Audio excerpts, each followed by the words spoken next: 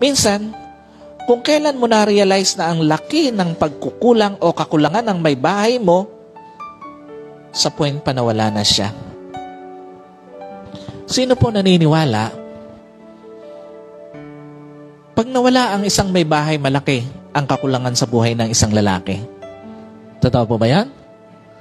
Alam niyo po, nakita ko nung mamatay yung nanay ko, yung tatay ko parang, ano naman siya strong person, independent, pero napansin ko, ang laki ng naging parang kulang sa buhay niya. Kaya nga, sabi namin ng mga magkakapatid, hayaan nating mag-asawa ang ama. Kasi, nakita namin, parang ang laki ng naging bumagsak ng mga unang buwan, bumagsak yung katawan niya, laging nag-iisa, hindi kumikibo, parang ang lalim ng iniisip lagi.